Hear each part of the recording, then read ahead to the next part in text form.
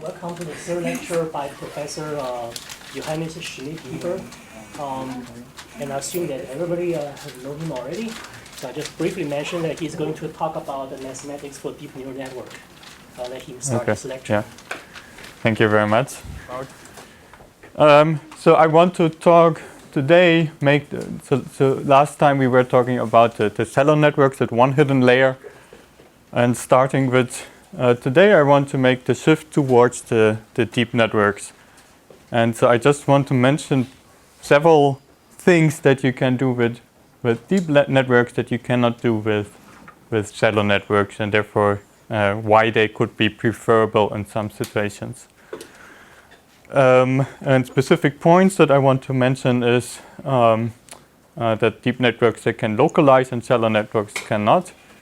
The second point is that with polynomials you can show somehow that that's one example where you can show that deep networks can somehow approximate them in a more efficient way than shallow networks can.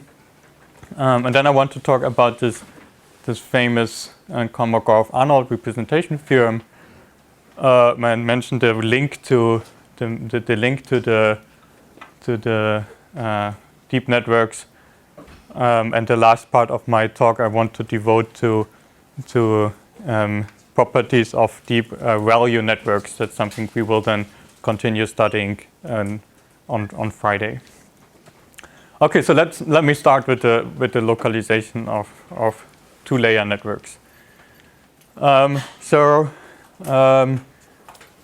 this paper by Chewy and co-authors, they defined localized approximation as the possibility of a function system to approximate the hypercube, say -1 to 1 to the power d in d dimensions by a neural network with a fixed number of neurons. Okay, so obviously you can do that with a shallow network if you let the number of neurons tend to infinity.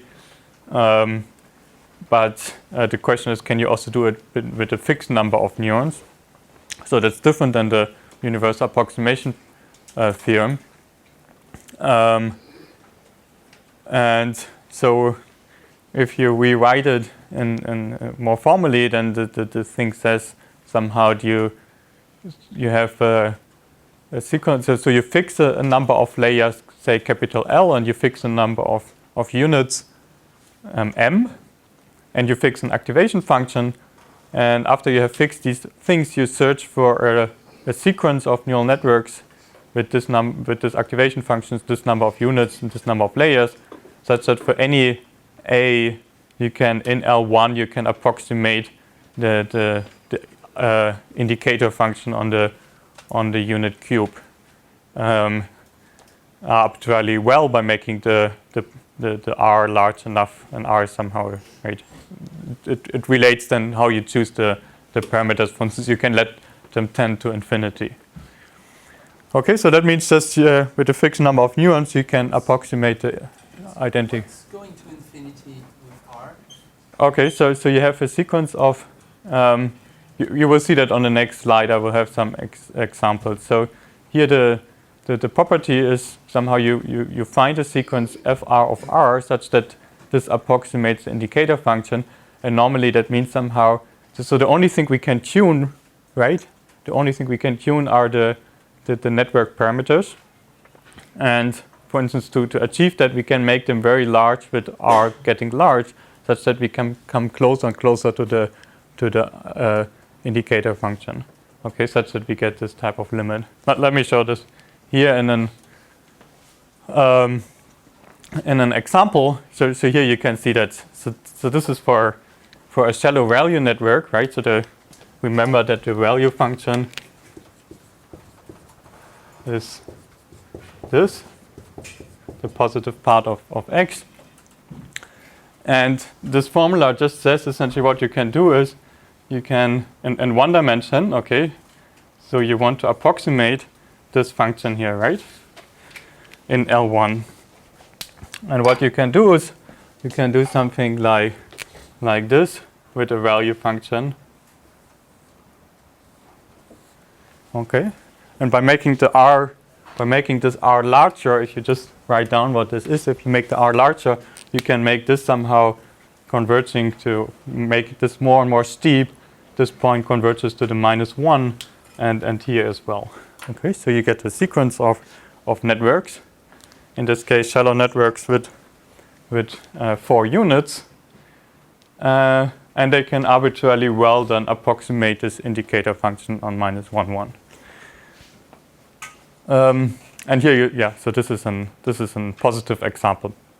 But what is shown in this article, which I just mentioned on the previous slide, that for the heaviside activation function, which means the activation function which is just right, it jumps from 0 to 1. For the heaviside activation function, the local approximation property does not hold. Okay, so you cannot find a sequence of networks that approximates this identity,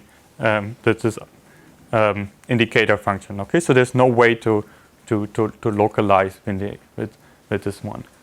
Okay, so you can, I think if you think about what type of functions you can generate with a shallow network of this form, then you can imagine somehow that this is not possible. But I don't give you the full proof here.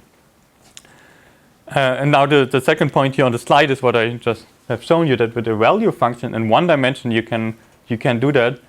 But I think if you go to higher dimensions, you can only localize in one dimension. Okay, so you always have you can build something like this in one dimension, but then you have the other dimension, and there you cannot localize. Okay, so the conjecture that I have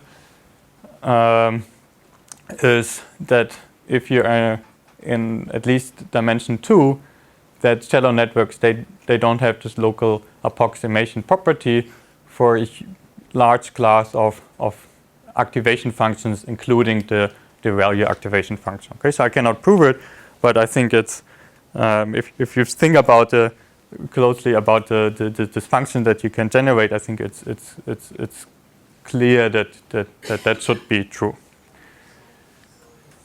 Okay, so now let me show how you can localize if you add one additional hidden layer. Okay, so this goes also back to this article by Chewy, where they study the heaviside activation function, right? Indicator on the positive part, and then you can even have an exact representation of the indicator function on -1 to the d on this hypercube. Namely, so this is what you generate with the first layer. Sorry, those ones you get as outputs of the first layer, and then you build a linear combination of that, and that is then the activation function after the second hidden layer, and that gives you this identity. And this is easy to see, because why is this identity true? It's true because, well, this sigma 0 is only 1 if the argument is larger or equal than 0. And here you have to see those numbers, they are bounded by 1. So this thing is bounded by 2d, and here you subtract minus 2d. And then you have plus a half. So that means you only can have something larger than 0 in here if all of these sigma zeros are 1. Okay, otherwise that will be the whole thing will be smaller than 0, and the output will be 0. So you get 1 out you get here 1 if and only if all of these neurons are activated, and that means xi plus 1 needs to be larger or equal than 0, and minus xi plus 1 needs to be larger or equal than 0. And it's really if and only if. And then you can rewrite it as being xi has to be between -1 and 1 for all of the I in 1 to d, and this is exactly what is the indicator about. Okay, so this is just one additional layer, and then you can do that. And this for the heaviside activation function. So the sum ends before minus 2d. Yeah, exactly. Yeah. So that's maybe not well written. So as you say, so the sum ends here. Yeah?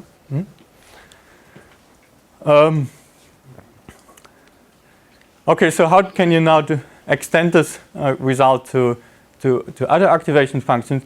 And this is the standard trick that is used a lot. So you just essentially if you have a sigmoidal activation function, you can make it look like the Heaviside activation function by making these parameters large. So if you have something like this, okay, and now you make the alpha large here, okay, so that means somehow you squeeze the function, and that means then you get something like this. Okay, so and if you make it larger and larger, that resembles more and more this function. And so you get essentially from this property you get that you for sigmoidal activation function you get an approximate identity instead of an exact identity, but you can also work it out that you have localization for neural networks with 2 hidden layers. This similar is for the value activation function. So what do you do for the value? You have to combine two neurons, and if you combine 2 neurons, you get something like this. Okay, and then if you make the alpha large, you have exactly the same thing, the same property. You make the steeper, so you get something like this. Okay, so more and more resembles the Heaviside activation function, and if you use that property and the construction from the previous slide, you can also get localized approximation with the value activation function. But so you always see it depends on the choice of the alpha. And now, if you look into the literature, what you often find, for instance, where people have derived theory for general sigmoidal activation functions, you often find conditions that say something like how fast the activation function tends to 0 for x going to -infinity, and how fast the activation function goes to 1 for x to positive infinity, because that says essentially if you know this tail behavior, then you know how much you have to shrink in order to be close enough to the Heaviside activation function. Okay, so this is essentially where that comes from. And then before I go to the next topic, I just want to mention something which I might pick up on in the lecture on next Monday. For approximation reasons, the localization is very nice, right? So we can often do many things that we cannot do with non-localized function systems. But from a optimization point of view, the non-local function also they have some sort of advantages, and one of them is, for instance, so suppose you have, yes, a very simple example. Your data are here, okay, and this is suppose this is your function, of one value function, and now if you change the parameters a little bit, right, so that changes the function here a little bit and makes it a bit steeper or a bit less steep. But if you look at the empirical loss that is used in order to evaluate the fit, it does not change if you change the network parameters. That means the gradient will be 0, and the gradient descent will not update anything. And that can happen because if you localize, you only somehow the support of the functions on a small part of the domain. If that doesn't contain any data, then the change in the localized function is not reflected anymore in the change of the loss, and the gradient will always be 0. Okay, so that is not a good property, and therefore non-local function systems, if you have a function which is non-local, the support is, then you always have somehow an interaction with the data, and then you always see a change of the parameters in terms of the data. Okay, so this is about localization that you can do with additional layers. Now I have probably pressed a button that I shouldn't have pressed. No, okay. And then I have also destroyed maybe the... It's not... is it turned off or still... Doesn't work anymore?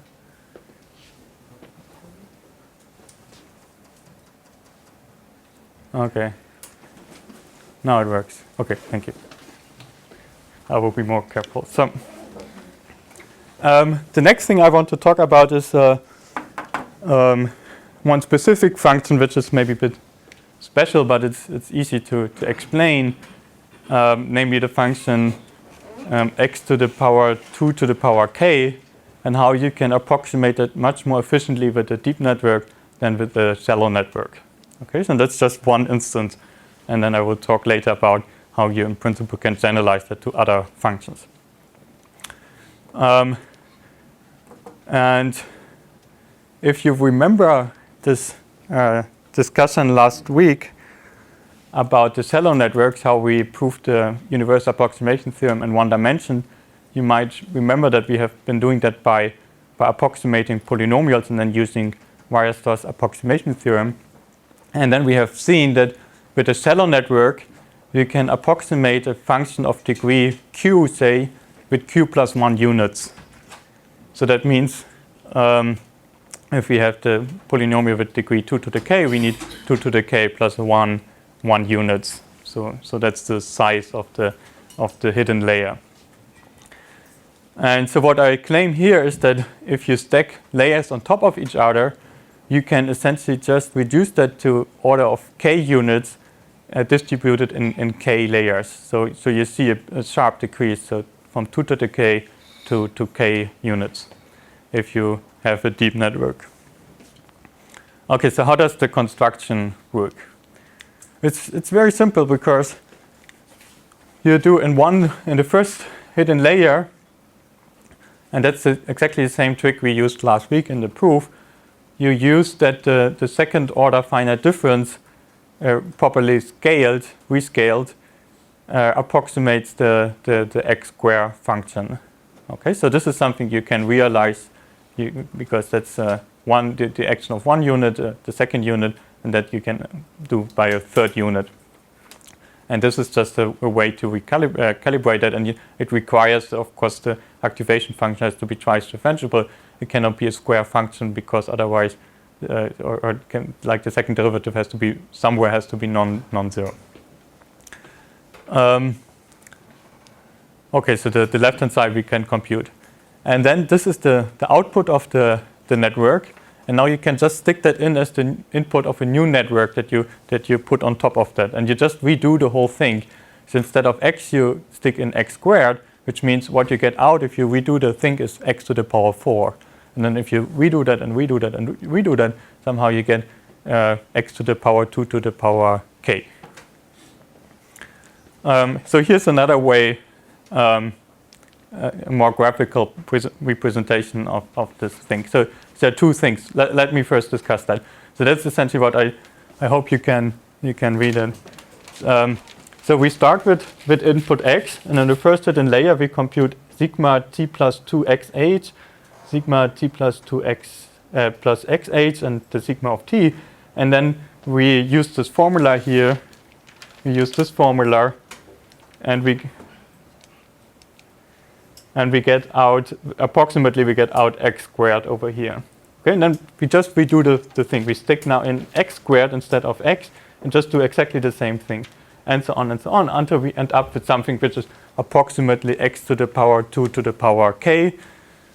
And the thing that you have now to realize is, well, in this step here, we don't apply any activation function. Okay, so this is or linear activation function, whatever you want to call it.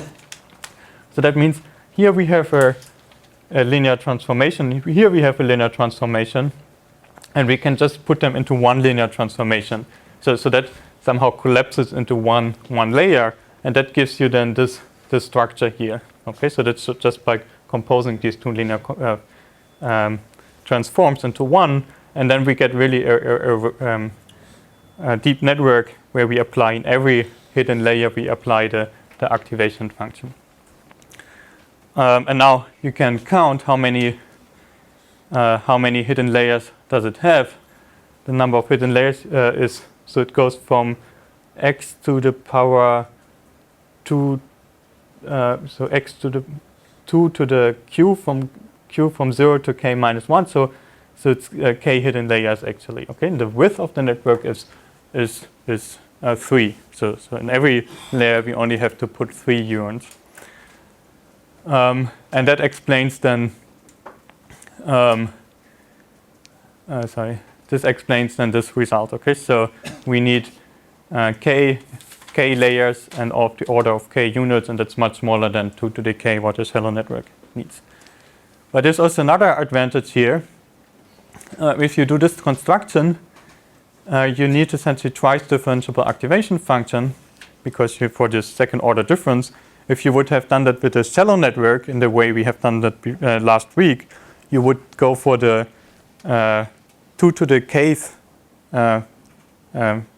discrete differences, and that approximates somehow the 2 to the kth derivative, and that means also the activation function needs 2 to the k derivative. So by doing this construction of stacking things on top of each other, we need actually also much less assumptions on the activation function. Another thing is that, yeah. So using 2 power k neurons for the shallow network, it's a constructive proof, right? If I have 2 power k plus 1 neurons, then I can use Weierstrass approximation, I can get equal to 2 power k. But is that also a negative result, that if you have less than 2 power k, you cannot build a shallow network? That's a good point, yeah. So I don't know of a result here, yeah. I assume that's the only way to do it, but I can't give you yeah. Another thing is if you follow this construction that we have done before, which is somehow done a lot throughout the literature, then you see that if you take the kth order finite differences, you need to rescale. I'm very bad at this. So you need to rescale this by h to the order of the polynomial. Okay, so h to the 2 to the k actually if you take the shallow network, and here you only need 1 over h squared, and now you have to make h tend to 0 in order to make this a good approximation. But now you see if you just have to rescale by 1 over h squared, you can also take the size of the parameters, right? 1 over h squared will go to infinity, but the size of the parameters will be smaller if you do these additional layers compared to the classical construction for the shallow networks. Okay, so I haven't really worked it out, but I think for these deep networks you can also make the network parameters smaller, which is attractive from a computational point of view, because then if you can show that for smaller networks you already have a good solution, that means somehow the training can in principle be faster, because you don't have to go so far in your parameter space to find a good solution. Okay, so now what's the deeper message behind that? So what's the trick that we use? The trick is that x to the 2 to the k can be just written as a composition of k times just applying the x squared function, right? So it's a composition of that sum. And I think the general message here is that if you have a function f that can be decomposed into a composition of simpler functions, then like rephrasing that or approximating this with a deep network has many advantages compared to a shallow network, which cannot take this composition structure into account. Okay, so this is about one specific function that you can better approximate with deep networks. Now, finally, before I come to the value functions, another general property of 2 hidden layer networks is this what comes from the Kolmogorov-Arnold representation theorem. And I find this is one of the most fascinating results, to my opinion, and I think it's, yeah, because it's extremely counterintuitive. And what it shows is that every continuous function in d-varied continuous function that you can represent as essentially by a very specific 2-layer network And in terms of function representation, you can represent it as a composition of univariate function, which I find is very, it's a very surprising thing. And it shows somehow the interpretation of that is that with 2 hidden layer networks, we can do completely different things than with 1 hidden layer networks. And then also it's another indication that if you go deep, you can do different things than with a shallow network. Okay, so before I give you the result, I just want to give you a small heuristic which explains what, on a very basic level, what is going on. It's not true, but somehow it gives you maybe an intuition what is going on. So what you can do is you can, right, there are these space filling curves, and you can define them in an iterative way. Somehow you start maybe with something like this, and then in every step you make an update, and then you get a sort of curve that hits every point in this square, and hits every point exactly once. Okay, but it's still a one-dimensional object. So you can define these type of procedures in order to generate as a limit object in such a space-filling curve. Now we do something which is not possible. But suppose we could find a parameterization, a time parameterization of such a space-filling curve, such that for every t we get the point gamma of t, and t is, say, in 0, 1. And what you could write then is you could just rewrite f. You could rewrite f as g composed with the inverse function, and g is f composed with gamma. Okay, so if you stick in what is g here, you get f back. So it's very, very simple thing. But what do we get then from this representation? We get that we can write f as the composition of, this is a univariate function. This is a function which maps from Rd to R. A function that can also be chosen independent of f, because it's just the way we parameterize the square. And then we have, in the end, we only have an outer function g, which has to be depends on the f, but this is a univariate function. Okay, so and in principle, this is a bit the structure that we see in the Kolmogorov-Arnold representation theorem. But as I mentioned before, it cannot be done because there's no way to parameterize a space filling curve in this way. Okay, so what is now what is then the results? It's a very old result actually, and it says that any continuous function mapping from the unit cube 0, 1 to the d, say to R, for any of these functions, you can find univariate continuous functions, gq and psi pq, such that the function can be exactly represented in this form. Okay, so, and what is surprising about this is really the thing that you consider like as a multivariate continuous function. It can be anything, or it can be a huge class. There can be lots of sorts of interactions between the coordinates and so. So, and what it says is on the right-hand side, it says essentially you have only univariate functions here. So the psi pq's are univariate, the gq's are univariate, and so somehow that completely disentangles all the possibility of interaction, and that is this is then the interactions between these x's. That is then somehow in this sort of composition structure here that resembles a bit a network. And that is in a sense very, to my opinion, it's extremely non-intuitive why that should be true in this form. Okay, so here are some comments. The first one is that Kolmogorov, and he didn't have in mind doing something about neural networks. So what he used that for these superposition theorems is actually to disprove one of Hilbert's problems. But later it has been recognized, of course, that this one you can also see it as a two hidden layer neural network. Okay, so in the first layer you get activation function psi pq's, and then in the second hidden layer you get the activation functions gq's.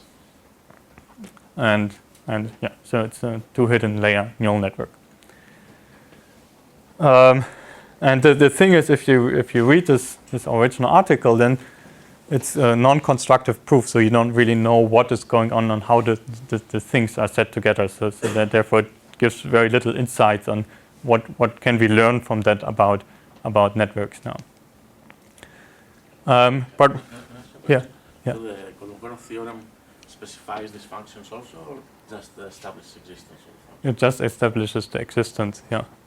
Mm-hmm. The original version of that. Yeah. So what is known is that, a bit like in the heuristic that I have shown you before with the space filling curves, you can even choose these inner functions, these activation functions in the first layer, you can choose them to be independent of the f, and the dependency on the f only comes through the GQs, right? Something has to depend on the f. That's exactly the same thing what we have seen before.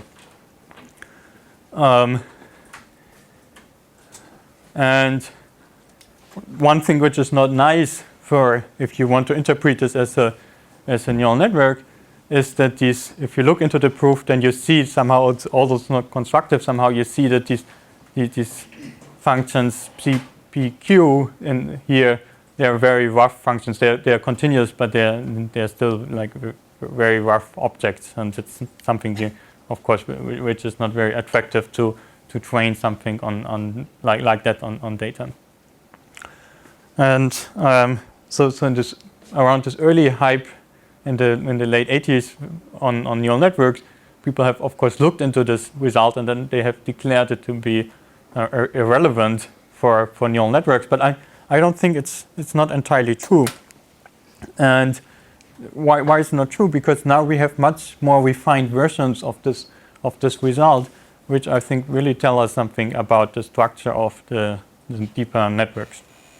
And this is what I want to do now. And one result which is much better than the original representation theorem is the one which comes from a PhD thesis by Brown. And this is so I tried to study this field for a long time. It's a very difficult area because people claim that other people's proofs are not correct, and so it's for an outstander it's hard to really make judgments what is now a good result. And but I think this one seems right. And what it says is, okay, you can find real numbers. They have nothing to do, so you can choose them independently again of the underlying function you want to represent. It's just universal numbers a, b, p, and c, q. And you can also find a function independent of the function you want to represent, say psi, and you also know that psi is monotone and continuous. In such a way you can choose them that for any continuous function you can find a continuous function g such that this holds. Okay, so now we have much more structure in here. So the only dependence on the f is in this function g, and we have also that the psi's, that there's only one function psi now, and that before it was a psi pq, and now the q is essentially in as a shift in the activation function. Okay, so I think this is the big advantage. We see more about the structure if we just have one function, one activation function. It also resembles more what happens in the neural networks. And then the role of the Q in the first layer is that it just shifts, and that's something we can easily realize by choosing parameters. And okay, so this one can be realized by a neural network which has two hidden layers, right? So the first one has activation function psi, and the second has activation function g. Now you can say, okay, I don't like psi to be my activation function. Of course, you can always see it as like also what we have done before as a rich function. For instance, you can see, because that will depend on the f, this function g, right? So you cannot really choose an activation function dependence on the function you want to represent. So you have to choose an activation function independent of that. But if you think about what we did last week in proving this universal approximation theorem, we first did this reduction step from going from activation functions to rich functions, and that's something you can do here as well. So in principle, you could, if you want to interpret this as a neural network, you can replace this G by a linear combination of sigma. It's a univariate approximation then, right? And so then you can essentially take any activation function you like that in one dimension approximates any continuous function arbitrarily well. But if you want to stick to this framework with this condensed framework with psi and g as activation functions, then you can take a neural network which has, okay, it has input dimension d. In the first layer you have d units.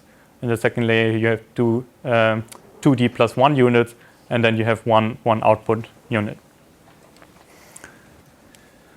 And so, yeah, since I've been working on this for a long time, so I thought I should also prove something, but of course these original proofs are much too hard. And so what I have been developing for this course here is a simple proof for a much simpler result. Okay, so what I do is I get rid of all the dependence on all the continuity. Nothing is continuous anymore, and then it's much easier to state and much easier to prove actually the result. So what I want to prove on the next slide is that if you have dimension, okay, so d equals 1 is anyways easy, right? So univariate function you can represent by univariate function, but for d larger equal 2 is the only relevant case. And then the result says there exists a monotone function psi such that for any continuous function f we can pick a univariate function g such that this identity holds. And there's no continuity anymore, right? And it also doesn't require that f is continuous. It can now be, in this sense, it's more general because now also f can be any arbitrary d-dimensional function. So on this one, I can prove for you on one slide, which makes it easy. And it shows you a bit the idea. And in a sense, it's a refinement. If you look closely into the proof, it's a refinement of the argument with the space-filling curves that I have been giving you before. So how does the proof work? The proof is essentially very, very easy, but it's a bit a weird construction what you do. So you take a function, a number x, okay, and then you write x as in 0, 1, and you write x in its decimal representation. So this is, say, the decimal digits are a1 of x, so the first one, a2 of x, and so on. Okay, so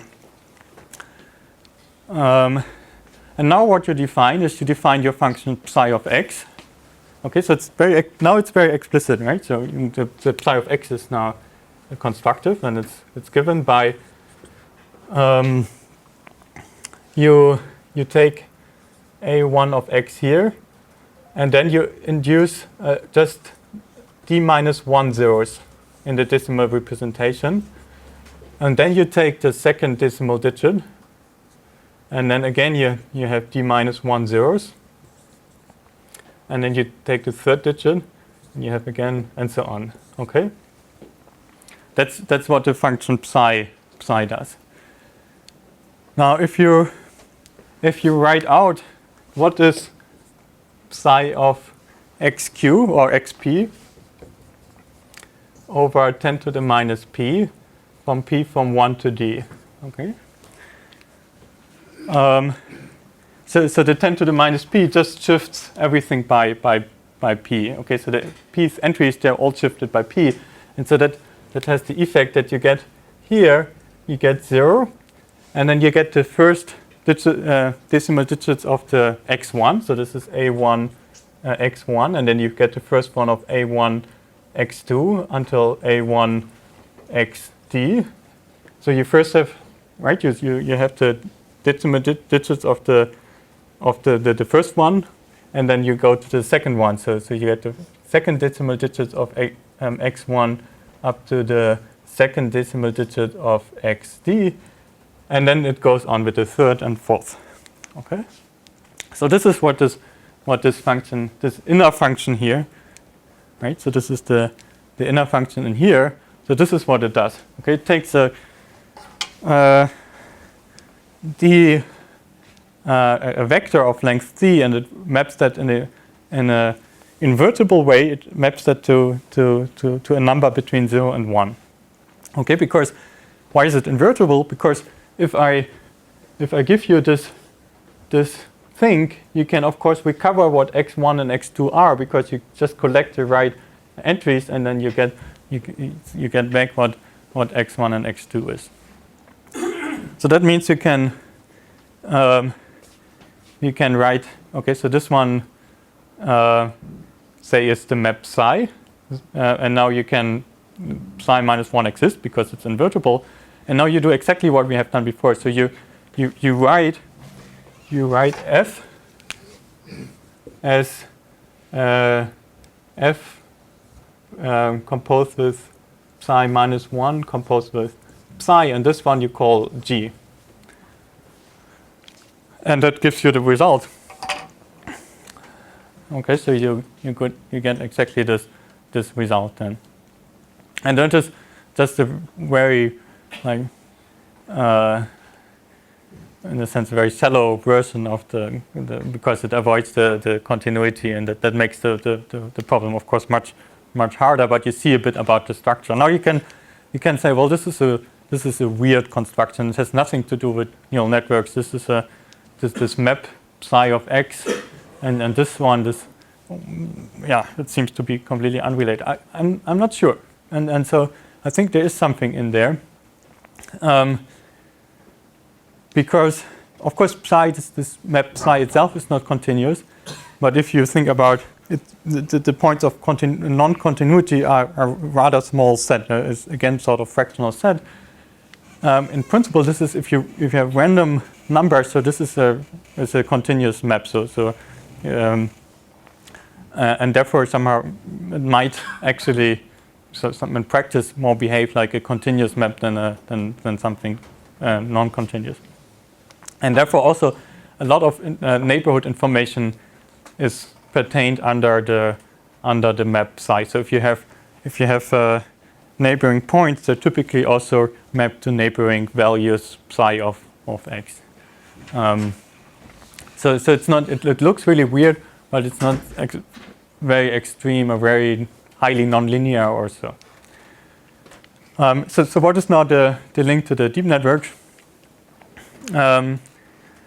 I think one of the interpretations of the original version of the Kolmogorov-Arnold representation theorem is that the psi, this interior function, this is the activation function in the first layer, and I think this is not.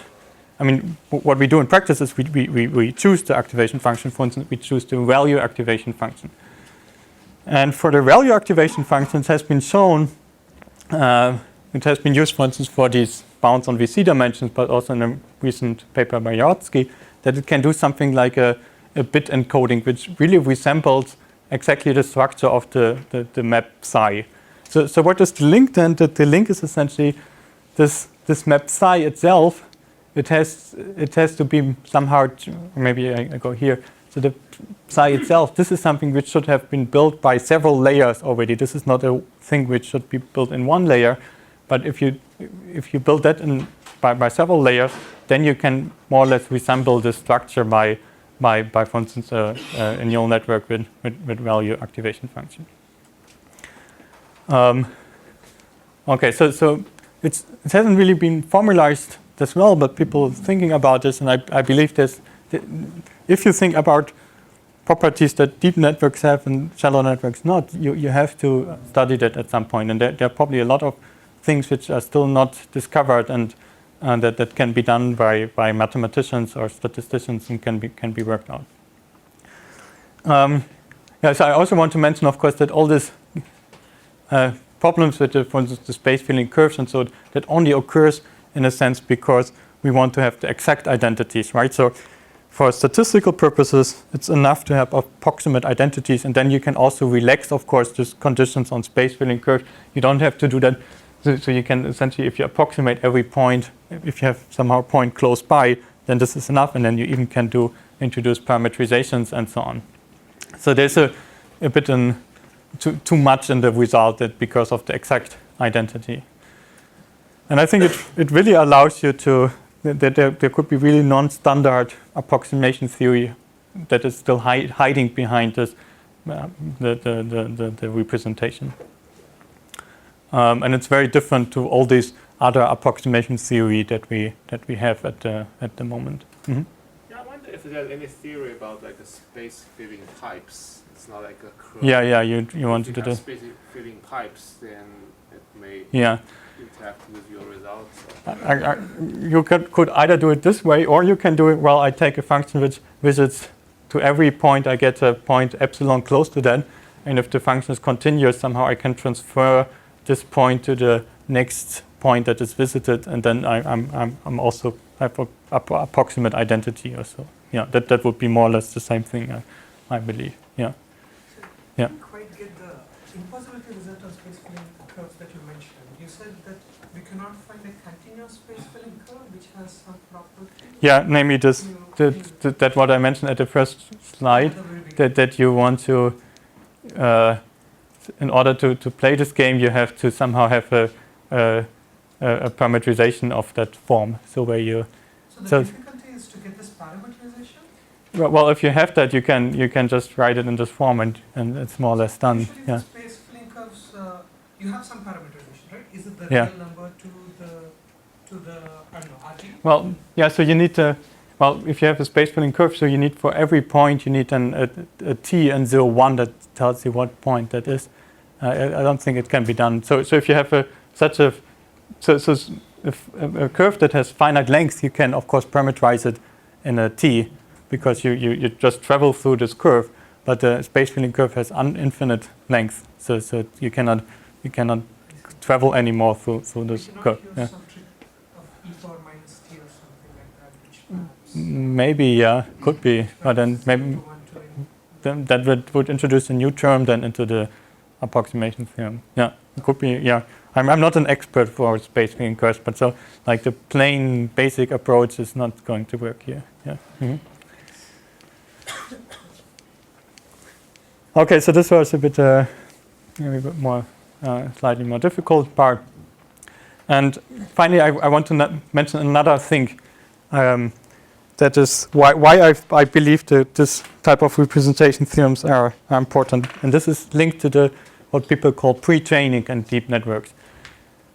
So what has been observed is that you can take a deep network that has been trained for different tasks, and you cut off, for instance, everything. Somehow you keep everything up to the last hidden layer, and then you use this structure to train another network for completely maybe different tasks, a different data example. Okay, but the trained network stays the same, and you just essentially use a linear classifier or so on the last layer. But and that works surprisingly well. Okay, so transferring the structure of the earlier layers to another problem somehow is you can do that in practice for many problems. And if you look into chaos or so, pre-trained networks, they're already implemented in that. So it's really a standard tool, and people know that.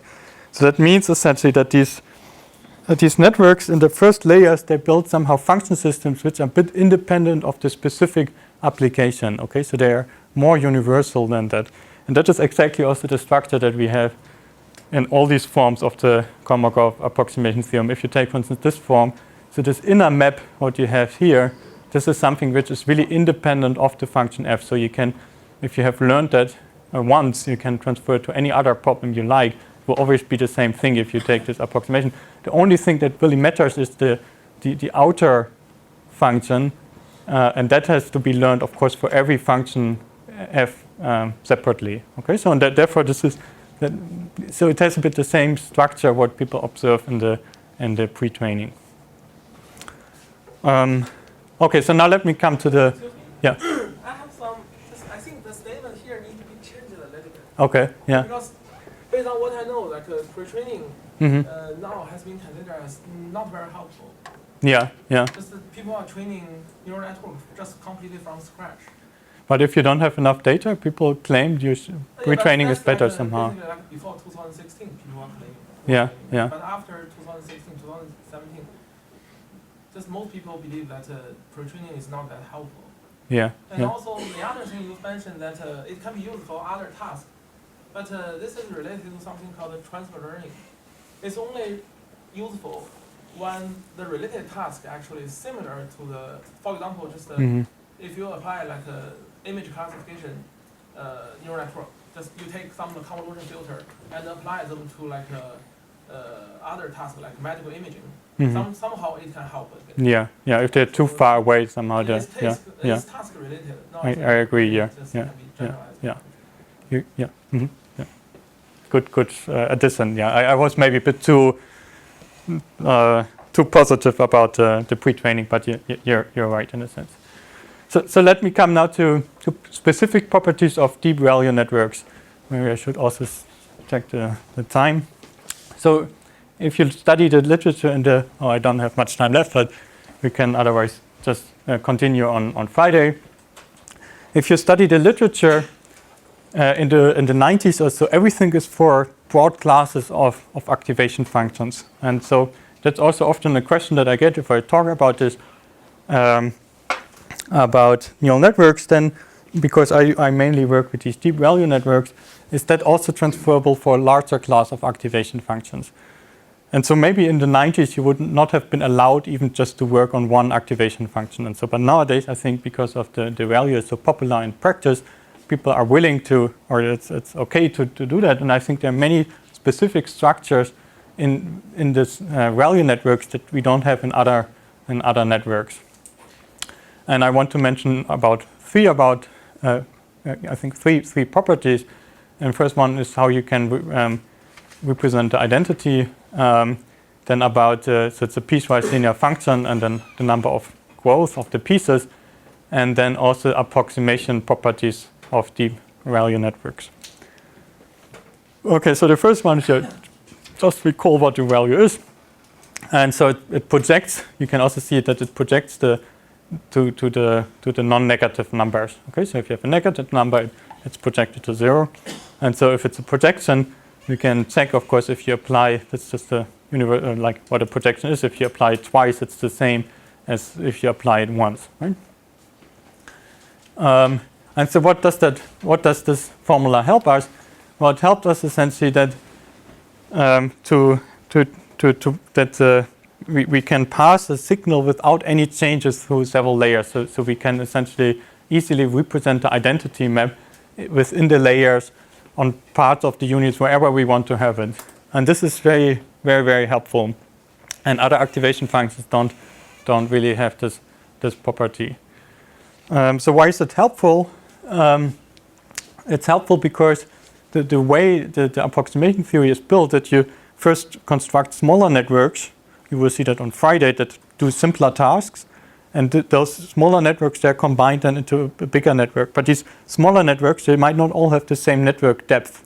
Okay, and in order to combine this into a bigger network, we have to synchronize the depth, which means somehow some of them, maybe a simpler task needs 3 hidden layers, another one needs 10 hidden layers. But then we are done already after 3 hidden layers with the smaller one. And then we have essentially to transfer the output via identity until layer 10 in order to combine them then later. Okay, and that is something you can easily do with the value function and this property here. And that's related to what people do in practice. They add sometimes additional so-called skipped connections. So you have your network. You have your network.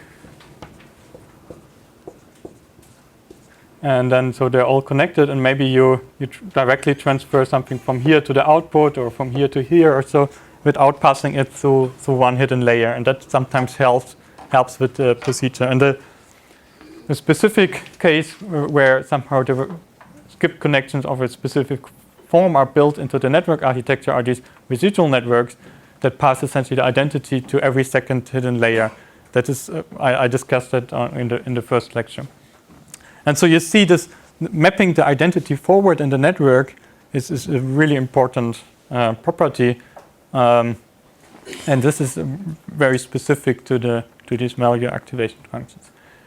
Now, maybe the last thing, and then I stop and we can continue on Friday, is that you can, by building deep value networks, you can, for very specific functions, but you can parameterize them with very few parameters, but they are very highly oscillating. Okay, so what do I mean with this? If you take a shallow network, say in one dimension, and you take m units, every value function gives you one kink. Okay, so if you make a linear combination of that, essentially you get m kinks with m units. Now, what you can do is you can, if you have an additional layer, say you take this network over here. Okay, now I have to draw something to make it more dramatic. So suppose this is something you have generated with your first layer. This is this function. And now the second layer is very simple. You just take the one time the positive part. Okay. So what does that do? So suppose this is the axis. So this was the function. Now you get this function afterwards. Right? So you just cut it at 0. And what happens now? So this was the one you generated with the first hidden layer, and now you with the second hidden layer, you just keep the positive part essentially. But now you have generated with one parameter, you have generated many additional kinks, namely maybe 4 additional kinks. Okay, so whereas with the shallow network, so the number of kinks corresponds to the number of parameters. With an additional layer, you can somehow multiply the number of kinks. Okay, so that means with additional layers, you can generate highly oscillating objects with rather few parameters. And if you're interested in a small exercise until Friday, you can try to prove this result, which is only an upper bound, but it's essentially a bit also. You can also show up to this constant here. Maybe it's also a lower bound. That if you have a value network with vector, so in the first layer you have, say it's a one-dimensional input, and then you have with p1 to pl for some integers p1 to pl, and like one-dimensional output, then the number of pieces, of linear pieces, is bounded by that, and it's essentially a bit of, if you have, for a clever construction, you also get networks that attain that bound maybe up to some factors. But here you'll see it really multiplies the number of the width of the network, whereas the number of parameters in the network scales more weighted. The parameters come from the matrices, and the matrices have dimension pi times pi plus 1, so you get pi plus 1, and then the sum over the I. So this is essentially the number of parameters that you have in your network, but the number of pieces that you can generate is just the product over all of them, so that can be much larger. Okay, so and with this I will stop, and next on Friday we will talk about functions then with specific smooth functions actually that you can very well approximate with deep value networks in very few parameters. Thank you.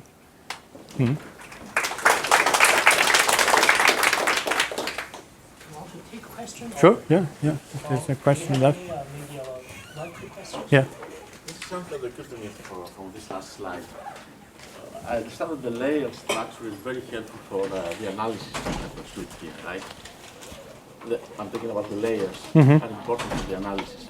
But when it comes to real implementation and computation, is there any advantage in jumping layers? I mean, in somehow establishing connections, not from layer I to I plus 1, but connecting also arbitrarily.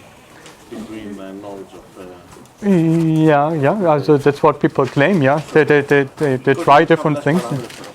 Yeah. So like the identity function that you were talking there about, you might, if you have just a direct connection Yeah. from node I to some node going forward, you do not need this identity function. All you do is just Yeah, but you have to know where to put the skip. propagate directly the signal. Right? Yeah. Yeah, you have to know, but so you have to put a lot of connections. Yeah. You already Yeah. know, but I don't know. I mean, I'm not so much into the practice, It but makes things faster or not. yeah, what people claim is that these skip connections help a lot, but here is somehow, if suppose you should have put a skip connection, but you didn't, then the network structure can still pick that up because it can learn the identity at that time. It can exactly. but you have to learn the identity, and if you put a skip connection, you already put the parameter 1. So that means you put the identity. There's nothing needs to be learned, and you here. have what you have, plus some extra links Yeah. between more distant layers. So Yeah. things like that. Yeah, there's a lot about the skip connections. Yeah. And the other question, I mean, I don't know if this is the right. Spiros, we probably need to wrap this up. It's already 12:30. Okay, good. Yeah. Thank Okay, you. good. Yeah, sure. So next time will be Friday. Yeah.